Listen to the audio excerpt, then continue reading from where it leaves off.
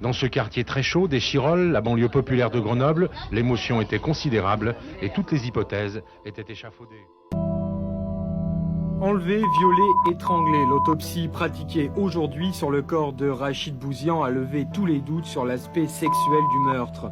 Malgré la putréfaction très avancée du cadavre par la canicule, les médecins légistes penchent pour la strangulation. Nous sommes le 3 août 1990, à Échirolles, la chaleur est lourde et les vacances battent leur aile. Dans les cités, les enfants jouent encore dehors malgré l'heure qui avance. Rachid Bouzian, 8 ans, quitte son immeuble comme il l'a déjà fait une dizaine de fois auparavant. Il avait l'habitude de faire des allers-retours juste pour boire un peu d'eau. Ce jour-là, il ne reviendra pas. Les heures passent, puis la nuit, l'inquiétude devient panique. Les parents alertent la police, les voisins fouillent les parkings, les caves, les terrains vagues et très vite, un mot résonne dans toutes les têtes. Disparition. À cette époque, l'Isère vit dans la peur. Depuis plusieurs années déjà, des enfants disparaissent sans laisser des traces. Certains ne sont jamais retrouvés. Rachid devient alors un nom de plus sur une liste qui glace le sang. 2 jours plus tard, l'horreur se matérialise. Vers 10 heures, la pharmacienne de la place de la Convention descend dans son parking comme dans son habitude, mais manque à suffoquer en passant devant le box 36 qui était entrouvert d'ailleurs. Le petit corps de Rachid Bouzian était là, enroulé dans des draps couleur pastel, noir et enflé dans un état de décomposition avancée. Il était vêtu d'un bermuda rouge à carreaux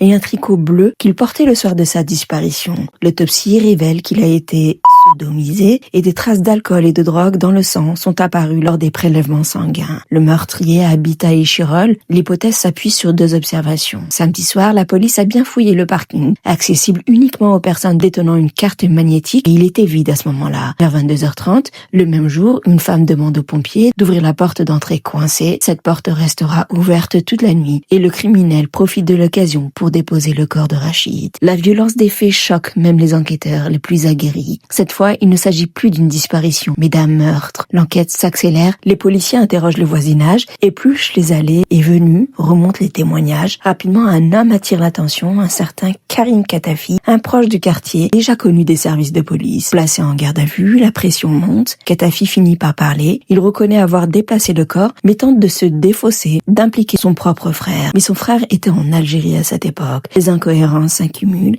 Les preuves, elles, ne laissent plus de doute. Le verdict tombe. Karim Katafi est reconnu coupable du meurtre de Rachid Bouzian. Il est condamné à la réclusion criminelle à perpétuité. Pour la justice, l'affaire est close. Pour les habitants de l'Isère, elle reste une cicatrice profonde. Car si le meurtre de Rachid Bouzian a été élucidé, d'autres enfants ont disparu dans la région sans jamais être retrouvés. Son nom demeure aujourd'hui associé aux disparus de l'Isère, ce chapitre sombre de l'histoire criminelle française où chaque été semble apporter son lot d'angoisse. Rachid Bouzian avait 8 ans.